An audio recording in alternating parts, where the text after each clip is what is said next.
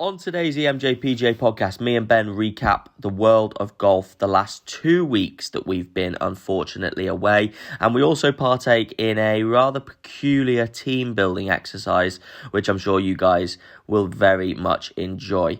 As usual, this podcast does contain explicit language, but we hope you enjoy the podcast.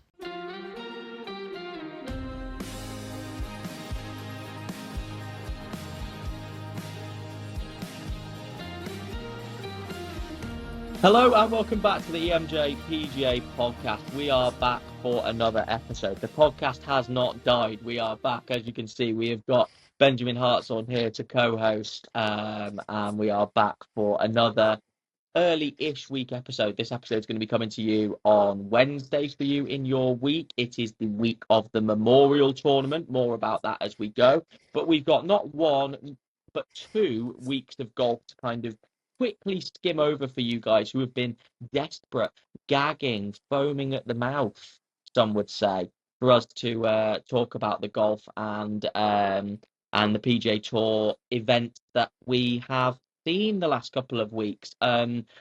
We've probably timed being on a bit of a busy hiatus at a good time. You know, we've had a couple of not so massive events. We've had the Charles Schwab Challenge, which is the weekend just gone, and we've also missed the CJ Cup at Byron Nelson over in Fort Worth, I want to say, Texas.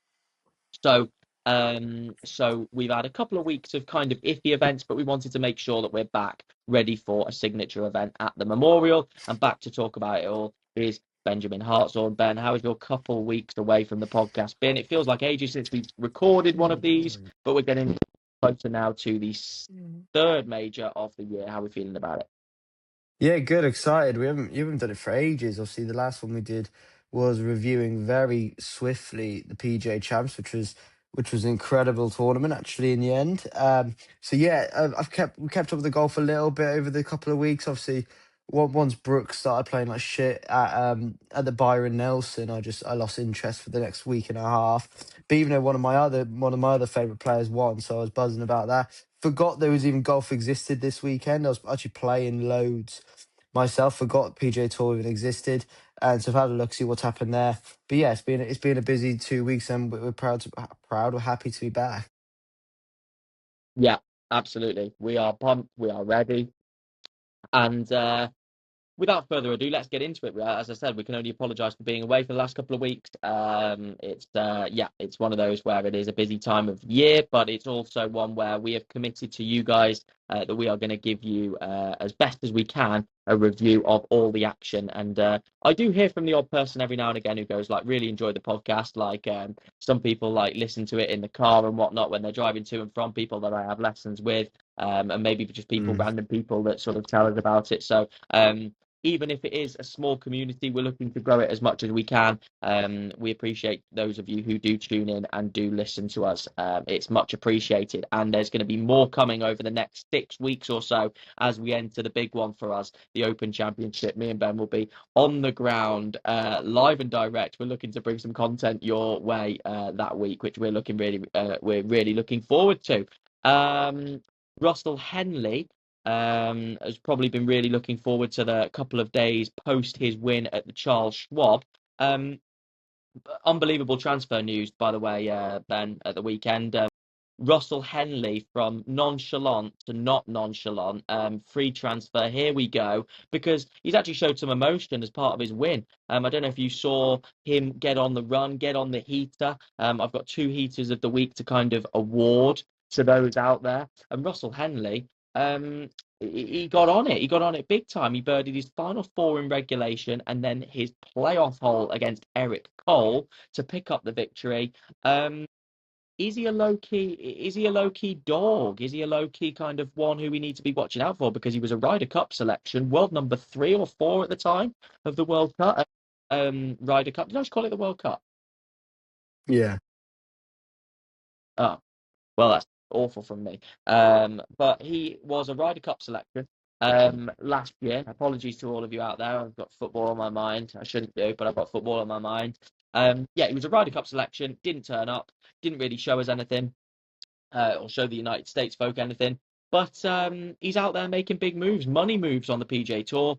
Little low drawer, Russell Henley. Talk to me what you think about Russell Henley. Russell Henner's straight up vibing out there. Like Henley's one of those players that you just expect to win one a year, and I would suspect that's his one he gets this year. Interesting, obviously Eric Cole, obviously Cashley Cole coming in at second, and obviously then Griffin coming in third with Smalley. So it's a big leaderboard in coming in the Charles Schwab. So yeah, fair play to Henley. Like again, the big Henley had a really good season. Was it last year or the year before? Did he win the Players? And he got on some real heaters, and he was looking freaking good. A very very solid player. Unbelievably just sort of very steady. These American boys love it, your Harmon sort of players. And I think Henley will actually pick up a major. And I don't say that much about these like wet Americans. So yeah, no, fair play to him. Not like I saw any of it, but that's a good victory, and I expect him that to be his only one this year, and we'll see him for the next one next year. But yeah, fair play to Russell Henley. Yeah, yeah, got to give him credit. As I said, he's one of the few players who actually plays the draw out on tour.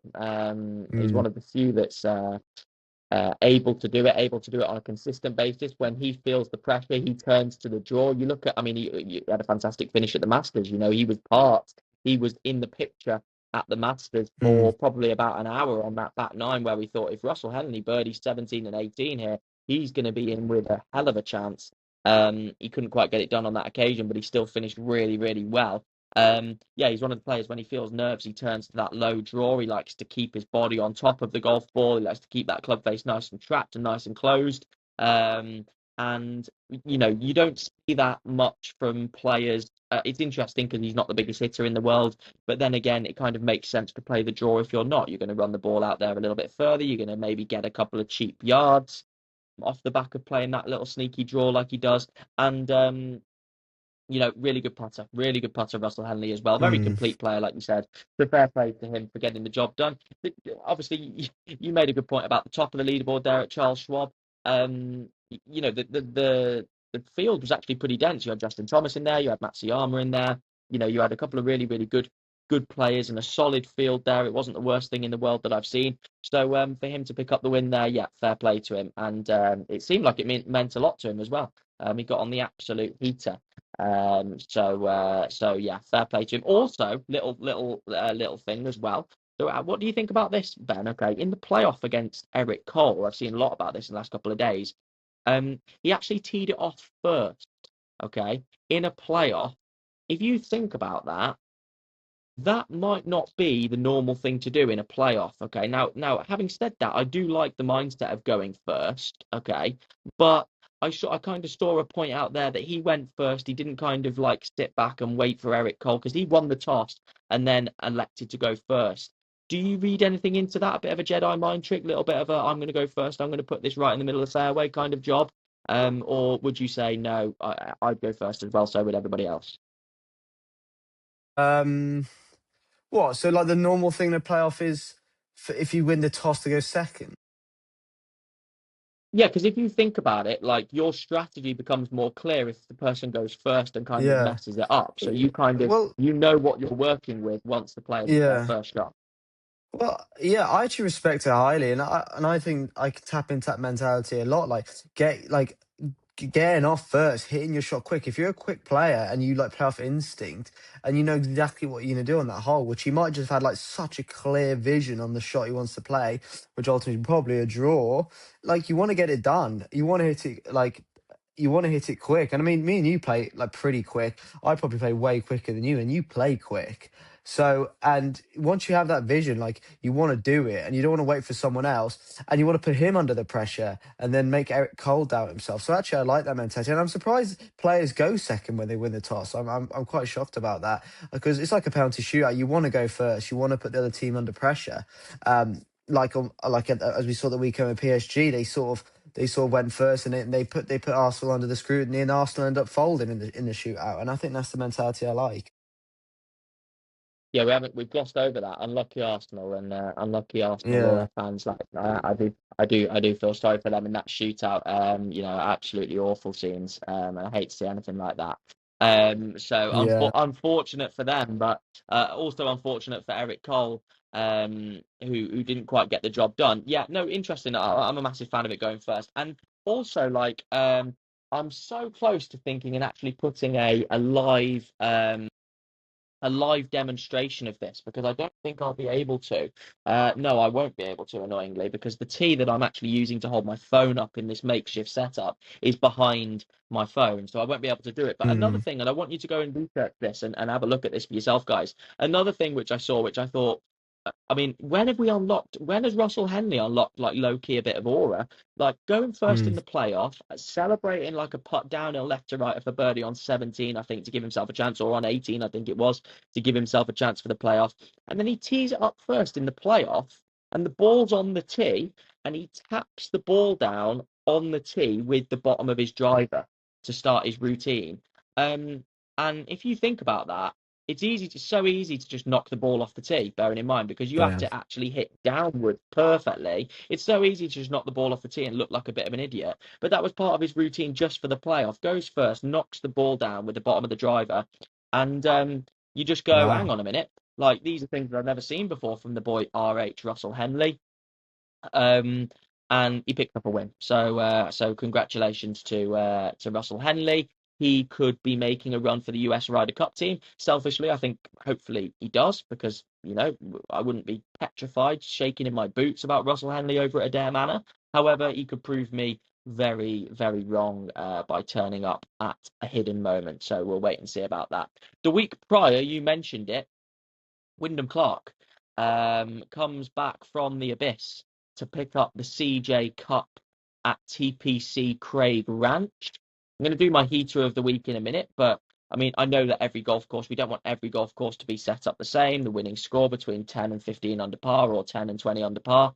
However, TPC Craig Ranch did take the slight piss a bit, um, because the winning score was 30 under par, and Wyndham Clark bagged himself the victory, deservedly so, with an 11 under par bogey-free round of 60 to get the job done. Ben, this is your player. This is your boy, Wyndham Clark. Take it away regarding him.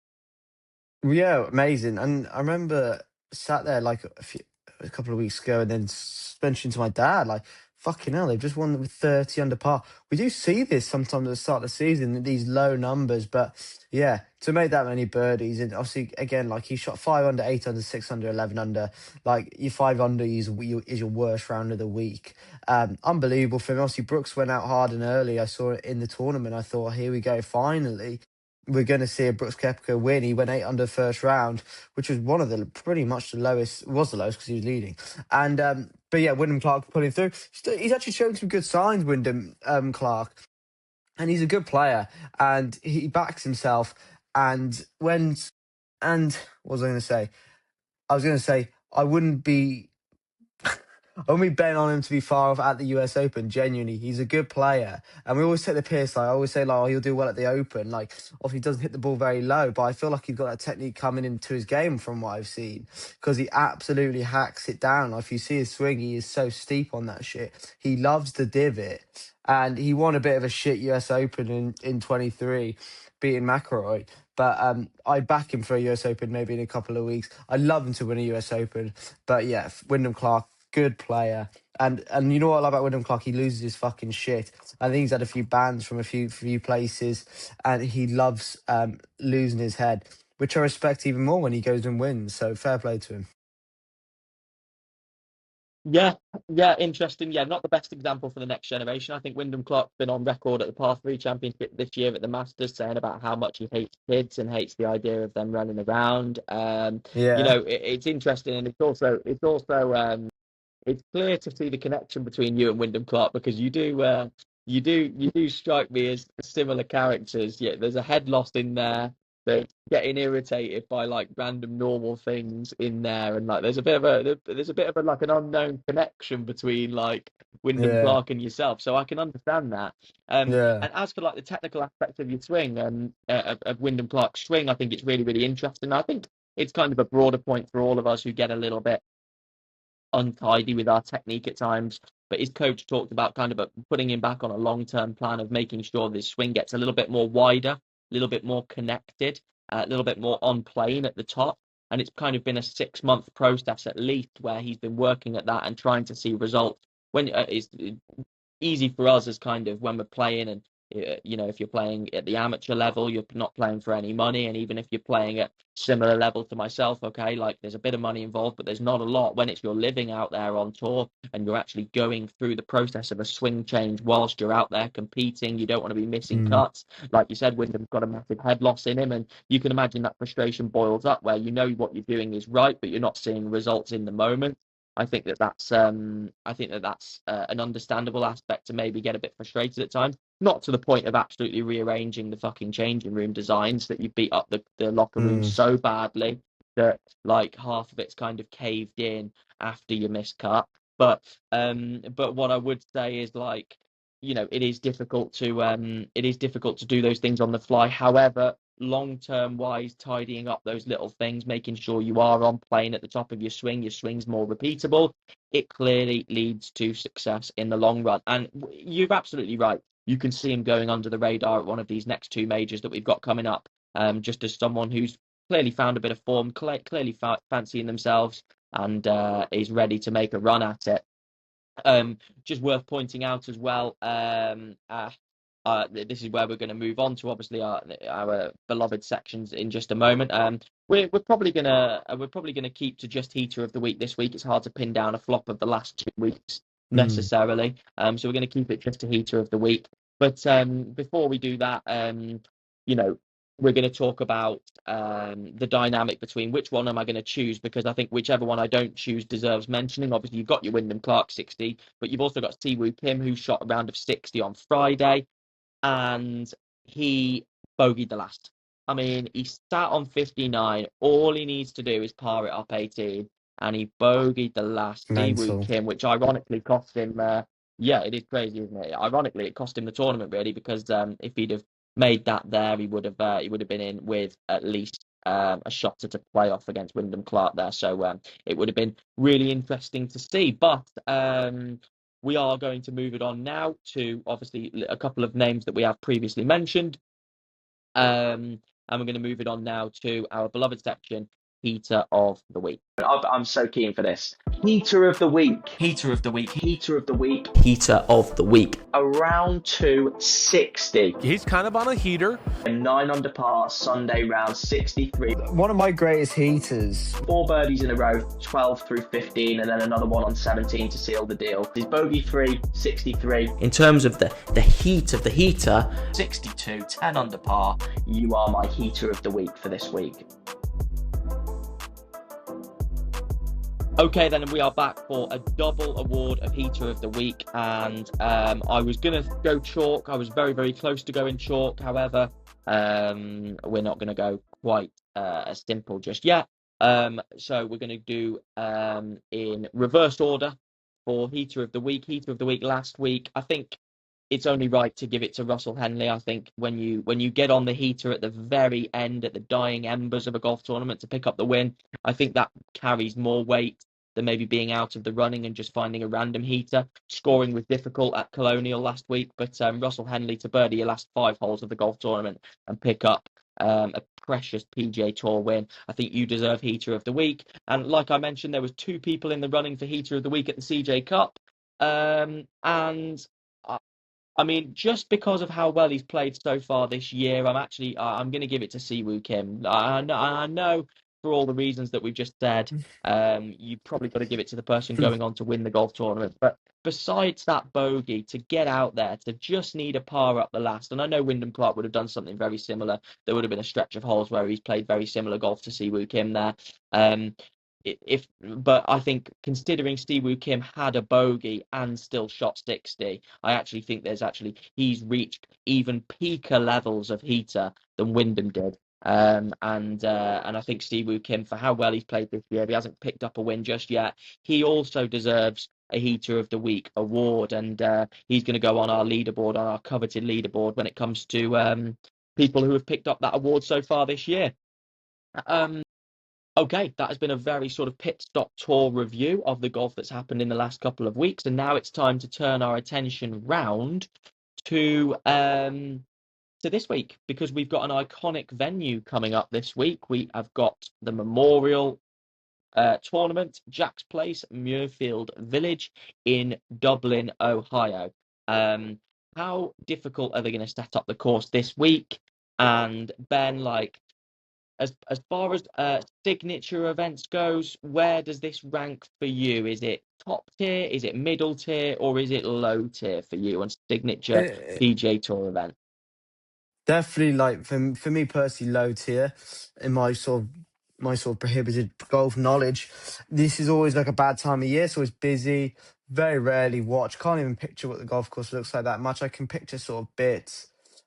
So no, for me, it's. I mean, is it a signature event? I don't know. I suppose it is. No, I mean it sounds cool. It's a cool name, the Memorial Tournament. It's the Jack Nicklaus one, isn't it? So you get a handshake from him at the end. Yeah, cool tournament. But yeah, I can't say I've ever watched much of it. Always a tough time of year. But yeah, looking forward to maybe keeping up with it and having a look at it this weekend. Yeah, I think iconic. I think it's the home to arguably my favorite golf shot I've ever watched live, which was the Tiger Woods flop shot off the back of 16 in 2013, I want to say. That was like almost watching Tiger picking up the Masters in 2019 was kind of like a fairy tale, but watching Tiger do that flop shot in that tournament, just the most incredible thing that I've ever seen. To actually be up watching it live, like, kind of was just like the most incredible thing in the world. I think that's the first thing that I think of when I think of Memorial, and I think of hard scoring as well. I think of a Mm, real challenge. Famously, John Rahm cruising to a victory, then getting a positive COVID test during COVID at Memorial, which was the most bizarre thing that we've ever seen.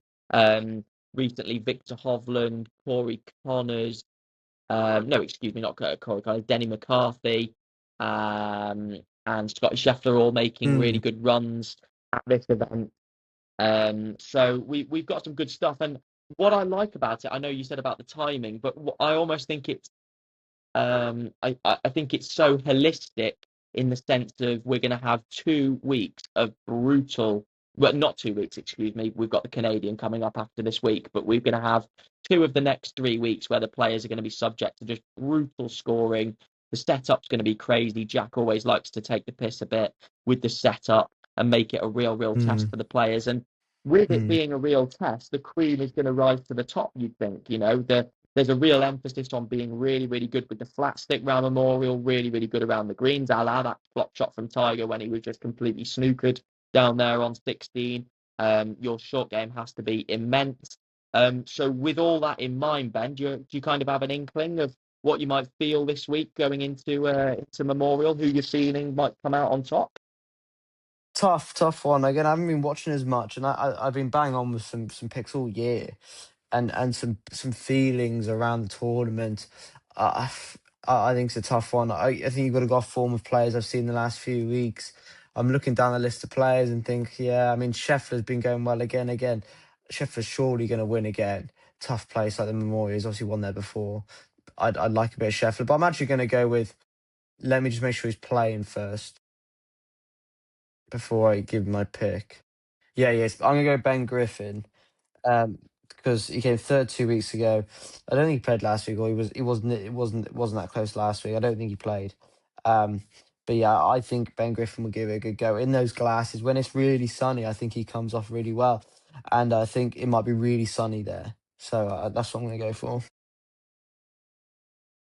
Yeah, fair enough. Fair enough. I I agree. I agree. I think that's interesting. I think that that's a good pick. Um, I'm going to do a Jedi mind trick this week for the pick. I'm going to pick Brooks Koepka this week. Because Is he even what playing? I'm well, that's a good point. It's a sig. It's a sigger. Hang Let's on, check I'm the not sure he's even field. playing. Is he even in the field? Is Ben's favourite even in the field? That's a great question. I don't actually have I'm access pretty. to the internet here now. So Hang on, Ben, can you I'll no, can you hang on. Let me look. Oh, so Campbell Coody, Foxberger, Day, Stevens. I don't think he is because I had a look earlier. Yeah, Rajuru is playing. Class. Um, Really? yeah, no, he's not playing. That is He's not playing. that And has again, taken my pick off the board as a very rogue pick. That has taken my pick off the board. That is that's a good pick. frustrating. That That is. it's a good Thanks, pick. mate. Thanks, mate. I forgot that he's been frozen out of these signatures. You would have thought he's played his way back in by now, but I did forget that the last couple he hasn't been in. Okay. Turning to plan B then. Turning to plan B, we are gonna go with we're gonna go with Xander Schauffele. I think Schauffele's been playing decent enough golf. The most basic pick that you can think of. I think Schauffele's been playing solid golf so far this year. Tough layout, and I always think his ball striking is going to come to the fore on a tough layout like that. You wonder about his putting. You wonder about maybe the Mm. adaptability of the short game. But I think that Xander Schauffele, you know.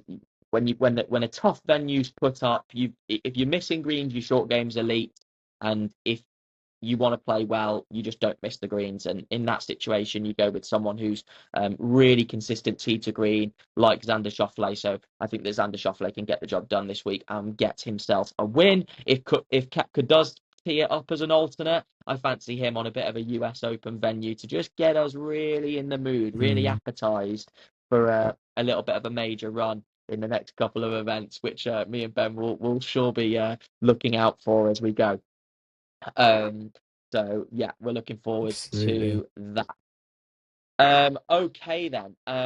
So now we are going to do a little bit of we're going to have a little bit of fun off the back of the end of the podcast. Okay, we have wrapped up the last weekend's golf, last 2 weeks golf, and this week's golf. Previewed that very very quickly in a good amount of time for you guys. Now it's time for some fun because it's been a long time since me and Ben have come on here and properly really just chat some absolute rubbish and giving you some content that you didn't need, but you're going to have anyway. And it's our time to do that again. And we're going to be doing that again next week, where we're going to actually cook up our PGA Tour starting 11s, because in the theme of the World Cup, we're going to be doing that. However, not this week. That's going to be next week. Not this week. This week, we're going to take inspiration from one of our friends and one of the concepts that they came up with during actually school years for them. And I'm actually going to let Ben introduce the concept, this little exercise that we're going to do in the next few minutes for you guys. Ben, take it away. So yeah, this concept is something that like in all friend groups happens, but very very often it's something that's always been unspoken. It's an unspoken thing, and there might be an individual in your friend group, if you're a part of a female friend group, a male friend group, or whatever friend group you've got, that there is almost a leader or a person that everyone or another person in the group really likes, and there's a connection there. And the big thing about this is a connection one way, and we're gonna, so the name of it is lickers. And so you might be the person who's licking, or you're being licked. And if you're being licked, someone is sucking up to you, likes you a lot, is a little bit too tight to you, but it's sort of not going back the other way. You don't feel the same about them. So back in school in the year below us, who were two of our best friends, sort of had this thing in their friend group that they were the lickers of this individual, and this individual had so many lickers to him. They made a whole football team, and then they had a match which was lickers v. So it was obviously all the lickers of this individual who was captain of the lickers versus a team of individuals who weren't the lickers, and not necessarily disliked the main licker of the lickers, but just wasn't the licker. And fast forward 8 years time, when we're in a sort of a different friend group nowadays, and sort of the two lickers left in this friend group are lickers times a million now. And I think that the licker, who I'll say his nickname is JK, he's making up for all the lickers that were lost. And we take the complete piss out of it because it is unbelievable. And they don't even mind it. So anyway, what we're going to do is name sort of our top five lickers on the tour in golf. People that we suck up to for maybe sometimes not even a real reason, just you just like them. and not necessarily in a homosexual way or in any way. You just like them, you like their swing, you like what they're about, all those sorts of things. And again, I'm quite big on. You're going to know a few of my liquors, but I'm interested to hear what Ewan's is, to be honest with you. But yeah, that's the concept of this. The liquors, I've called it the liquors five, almost like the Jackson Five sort of thing. So yeah, look, I'm looking forward to this. Yeah, absolutely. Me too. And I think the aim of this game is to see, like, it basically established within this game of Lickers V is understanding, and I think it works both ways, by the way, because Lickers V, Lickers 5, it's the same thing. Mm, But also, you can yeah. understand as fans of the podcast, which are our favourite players? Which players are we going to defend no matter really what happens to them? And like Ben said, sometimes for no reason. And also in a straight 1v1 match, like think about your local club and how they might play competitive matches versus another club. You've got to imagine that this is Team Euan versus Team Ben, Lickers V, except we're licking both sets of our players, metaphorically, of course, not in a literal sense. And so therefore I'm interested to see. I've kind of gone in a bit of a world ranking order for my liquors. I'm going to announce them in world ranking order, not in kind of order of how much I lick them. They've been a very sort of rushed together five, because I do think that I'd probably lick maybe 10% of the PGA Tour field on quite a strong, on quite a strong lick count. Um, However, I do feel like I need to get these players out there and just kind of establish that these are my guys. Like, I'm really happy when they play well. These are my guys, and if I was to pick five guys, again, I would probably pick these five. So, Ben, I don't know if you wanted to lead us off in this little exercise of Lickers V. Who's going to be your captain for your team of tour players that you endear? Well, yeah, my captain obviously, but he's not actually a tour player like currently. What he sort of is, sort of isn't. And I hope you've got him as well. I hope you haven't just picked PGA Tour players. But obviously, my captain, my liquors, which should be every golfer's captain of his liquors, is obviously Tiger Woods. Interesting. I actually don't have him. Don't have him.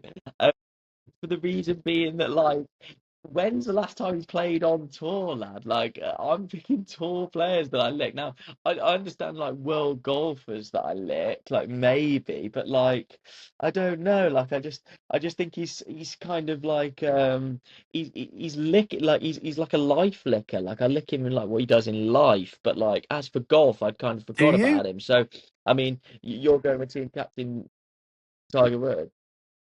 Well, yeah, I mean, you're saying you licking like he's something does in life, what, like cheating and fucking crashing his car? Like, I actually probably rather lick him actually with his golf, even if he's playing like absolute dog wank and not even playing. I'm going to be a lickers for him because he will just roll back up at a major like in the next 3 years and will absolutely lick him.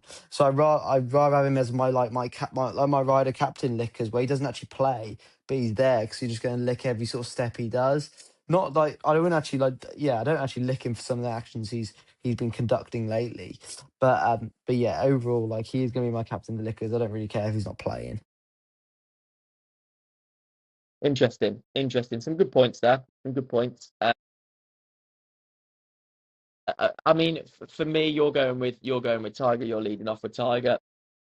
I've probably come up with a bit of a niche list, really, but I feel like the first one's like the least niche in a kind of weird way. I kind of feel like that my sort of history and my career of licking this person is probably in a little bit of a trough.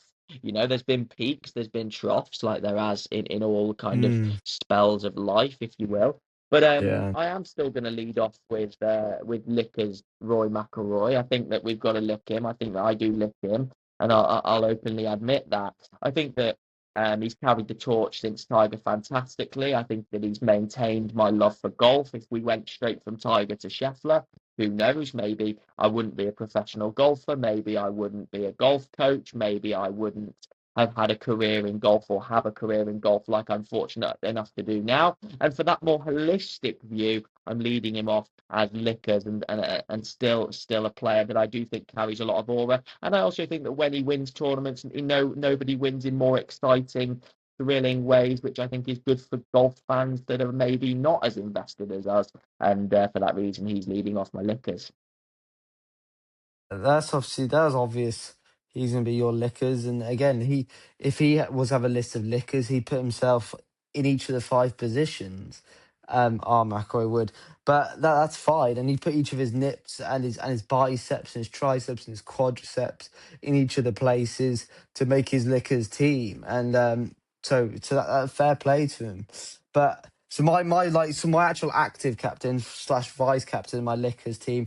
And I can't thank this guy like you can, Macro, for your career in some weird, strange way. So I'm not going to thank Brooks, obviously it's Brooks Koepka, for getting me my business administrator role. But I think obviously Brooks is the essence of aura, the essence of just sort of don't give a fuck, but is an unbelievable golfer. Like, and actually, why we like Brooks is what you had said it to me a few years ago. Just the way you just described the way he hits it, just like I don't know what the words you use to describe you. Just like if you want to see someone nail a ball, like look at Brooks, like how hard he just fucking twats that thing. And I thought, oh, that's just so much fucking aura. Like he just absolutely bullies. You said he bullies the ball around, which I fucking totally think. So Brooks is my absolute ultimate. He's the golden boy. Obviously, he's taking it. Like you think McIlroy's taking it off Tiger. Like McIlroy's the wettest cunt alive. Like Brooks is actually what Tiger is in maybe a white version. So yeah. Anyway, Brooks is my vice captain. Very good, Vice Captain Lickers. Brooks Koepka. I used Brooks Koepka today on that same kind of tone. We are talking about impact positions, and I used Brooks Koepka in a model with a lesson with someone who I'm sure you might hear about that lesson down the road because we had a really good lesson with that individual.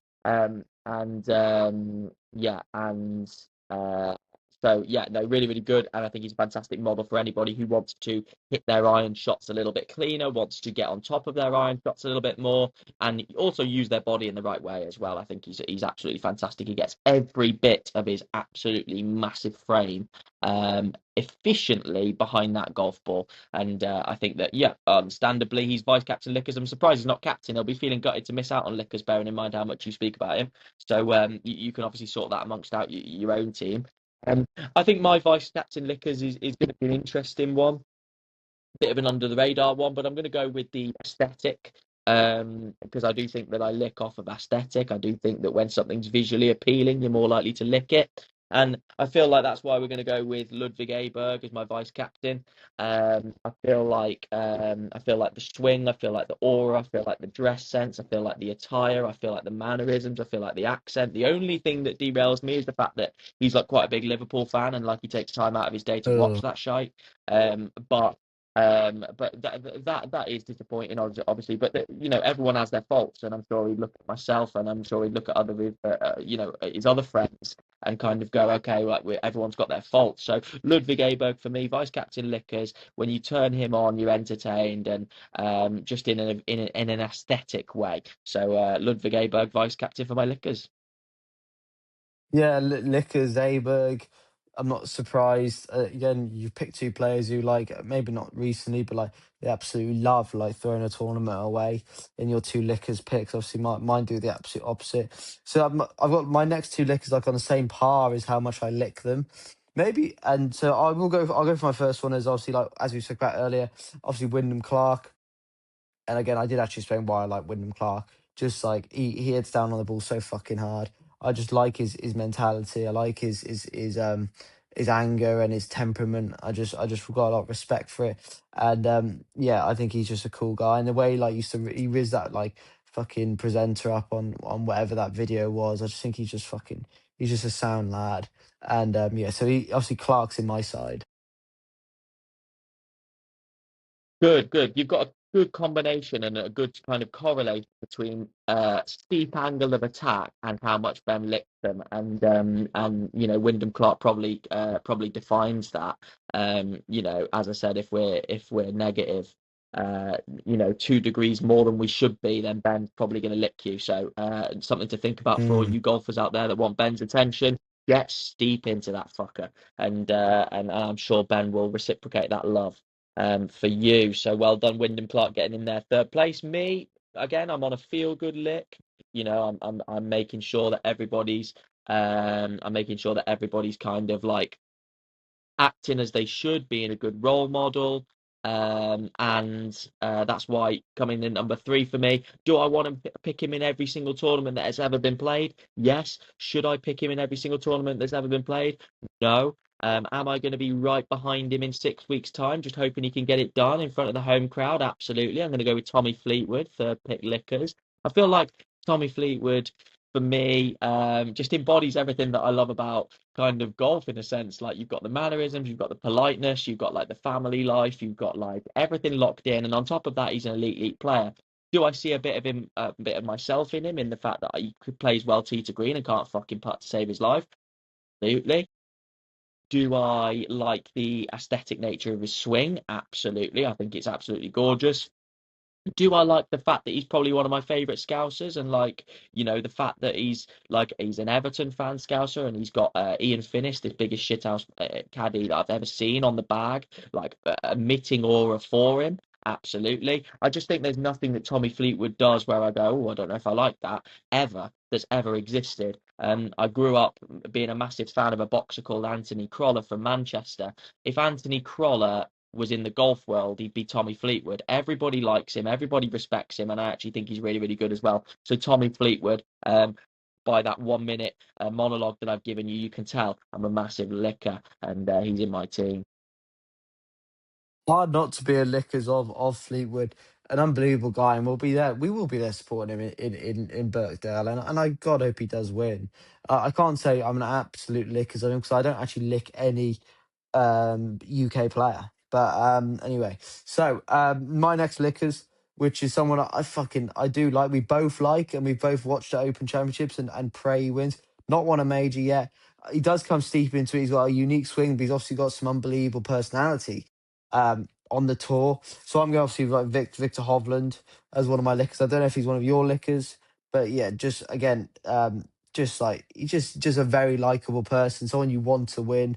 Again, he got on absolute heater like end of 23 where he won the tour championship. He won like 3 tournaments. And he was the best player in the world, and he played unbelievable in obviously in Rome at the Ryder Cup that year. And then he's just been shite ever since. So I want him to get back on a heater. I think he's got an Open Championship in him as well, and maybe like a PGA. But yeah, Lickers Hovland, like a big sort of banter in my team, because obviously my 3 players so far are like fucking serious guys who like they probably don't like each other, like trying to emit so much aura every fucking second. Where Hovland's going to sort of bring my team back round with a bit of banter, a bit of like heartiness. And just like the original licker, he does look high, doesn't he? Yeah. Yeah, absolutely. Yeah, Um, So I think that's a big point to make. If you do look high, you do yeah, probably get that advantage of being a licker. Quick question to interject, because I don't want to slow yeah. us down, but Hovland versus Aberg, Battle of the Scandinavians, which one wins a major first for you? Hovland. But I'm going to back my liquor. But I'll go Aberg Aberg, just is in because. a better. Aberg's in a better position too, and he should Aberg. Yeah. Hovland 2 in the weeds, guys. If you're playing good golf, it doesn't matter what it looks like, or sometimes even what it feels like. If you're playing good golf, just ride with it and don't look too deep into it. Very difficult to say, because someone like Nick Faldo famously went to see, um, like, got help, and kind of felt like he was playing well, but he was swinging off of feel, not structure, and therefore he rebuilt his swing very famously, and went on to reign in the major world. But if you're playing casual golf and it doesn't feel like you're doing things right, but you're actually scoring well, don't look too deep into it. Wait until it breaks to fix it. And Victor Hovland would tell you that firsthand, I imagine, because you see him on the driving range, and fucking hell, he could bring a giraffe with him next time. Like, he tries that much stuff down the driving range, and he just hopes that some bit of it will see him in good stead for the next few months. So yeah, you're gonna be vibing with that liquor. That's interesting. I'm Vicky. Obviously, I've picked a good section of my team that are in the prime of their career. So we're kind of Lickers Prime. This one, Lickers Budding Star for Lickers. You've heard me talk Mm. about him a bunch of times on this podcast, so it'll be no surprise to you that in my first and the only US representation as part of my Lickers is actually going to be Michael Thorbjornsen, out of Stanford University. I love Michael Thorbjornsen. I think his swing is so dynamic. He made a good run this past week at Charles Schwab. He was up there at least for the first couple of days. His swing's unbelievable. The power. Again, you talk about aura, the build of him. He's tall, he's skinny. He's got nice wide shoulders, even though he's skinny. The Adidas attire always fits him. He absolutely crushes that golf ball. 10-finger grip, something little niche like that, which I absolutely love about it. Michael Thorbjornsen goes in my team because I just can't wait to see him start to win some big events and start to admit himself as one of the 10 best players in the world. I think it's coming, and I think it comes by as early as the middle of next year. I think he'll break into the world's top 10. I like that pick. Yeah, you spoke about him for years, even when we sort of started playing golf together, maybe 6 or 7 years ago. You mentioned him when he was obviously some sort of child, which might have been a bit strange, but yeah, Thought Bjornsson is a good one, and I expect him to win some majors soon. My final lickers complete my liquor team. There's lots of people in the running for this position. Like, but again, I want to give someone that I've licked for more than 12 months. Like, I did used to lick Thigala for a couple of years. Obviously, I licked Yella Maraju for a little bit. Other players just like I just like in a weird way, like JJ Spawn, the Andy Ruiz of golf.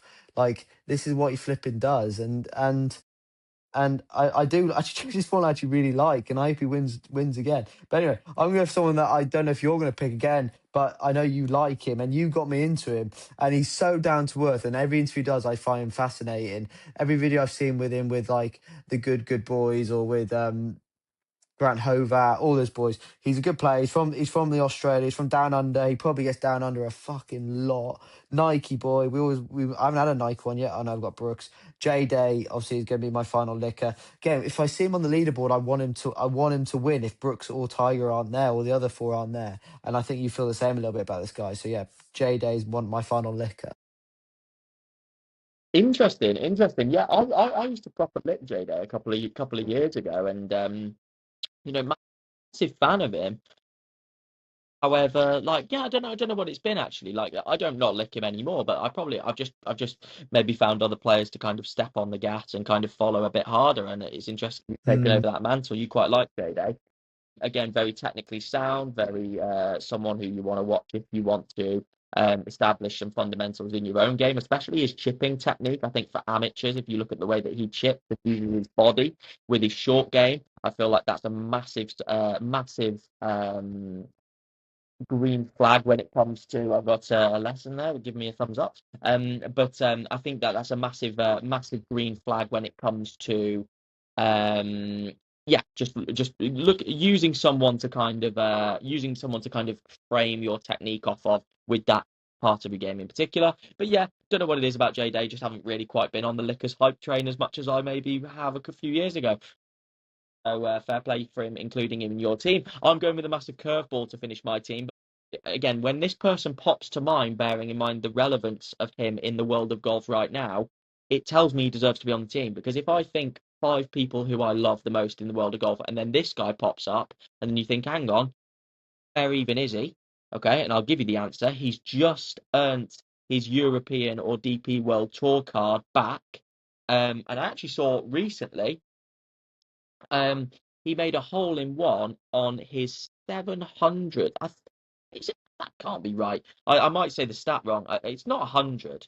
I feel like it's something. It's some big 100 number.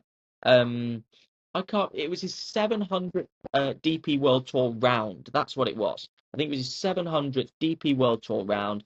But for his kind of like shoot to fame in COVID, like during COVID, this guy got me through fucking COVID. And like as soon as we came out of COVID, I was straight up to that Scottish Open, following him round, watching him kind of like lose his head with shit randomly. But one of the funniest dons I've ever seen or heard in the world of golf in my life. I'm going with Eddie Pepperell in my Lickers team. Just like name a random player who I'd love to like have a round of golf with, or even have like a pint with. It's Eddie Pepperell, and if you haven't watched enough of him, like just watch some of the stuff and the content that he's done with DP World Tour over the years. So funny. The 14 Club Challenge with Ryan Fox, still one of my favorite sort of videos out there in the world. And then he also started a podcast, as I said, during COVID with Andrew Cotter from BBC, who's a renowned kind of, when you hear Andrew Cotter, you think of golf, or at least I do, growing up watching the Open on BBC. He started a podcast with him at the start of COVID. It was absolutely unbelievable. Lo and behold, they didn't get past 5 or 6 episodes because he can't get sponsored really by anyone, because he starts saying like rogue shit. But like, you look at the stuff that he wears now. He wears the Peter Millar like kind of clothing. And I always remember in his prime, he always used to wear this brand with like a fox on the logo. Again, because he couldn't get sponsored by anybody, because they know he's going to come out with some political shit, and like everyone was going to go, what the hell's going on? So again, even more reason why I love Eddie Pepperell, and he goes in my lickers. So that makes my team Rory McIlroy, Aberg, Fleetwood, Thor Bjornsson, and Eddie Pepperell. Ben, can you go through your team, please? My team's Tiger, Brooks Koepka, Victor Hovland, Wyndham Clark, Jay Day. Very good. Very good. And final thoughts on kind of the lickers there, in terms of like, you know, obviously you're taking your lickers. It's a bit daft to ask which team are you taking there, because they're your lickers. But you're happy with your team? Yeah, very happy with my team. Obviously, my team is like full lickers, very like not looking at how good they are actually at golf. Sort of, they are all very good at golf. You've got three great golfers and then two obviously not so good, maybe. But I've just looked at like aura and guys I just want to win. Um, but yeah, my lickers team's good, and again, I can't wait to see some of these lickers when we're out in Birkdale. And that is where, unfortunately, the audio and my camera packed in for the night. A long day of coaching, a long day of work meant that the battery had took its toll. My phone was on charge, but unfortunately, the power it takes to record these podcasts for you guys obviously overtook that charge. So we unfortunately ran out of time to talk about. As Ben said, we're looking very, very much forward to seeing our favourite players out at the Open Championship and giving you some interesting content, to say the least, some slightly professional content, some slightly unprofessional content, as you've kind of had a sprinkling of both sides of similar and of the like there today. So I hope you guys very much enjoyed that. I'm not going to keep too much of your time, other than to say what we want to hear from you is, if you are listening up to this point, send us your 5 favourite players on tour or in the world of golf. We want to know who your Lickers 5 is. It's a fantastic little exercise and something that's worth doing. When you write them down, you think, hang on, those are my 5 players that I'm rocking with the most out of the world of golf. And I think that it'll be interesting to hear all of you guys and who your favourite players are. Thank you very much for bearing with us, despite not being as frequent as we maybe were at the start of the year. We massively appreciate all of you who are listening. Keep sharing the podcast, keep subscribed, keep tuned in, and we'll look forward to seeing you next week as we review the Memorial Tournament. And also, we've got some cool guests lined up for Canadian Open week and then into US Open as well. Okay then, thank you very much for listening, and we will catch you next time.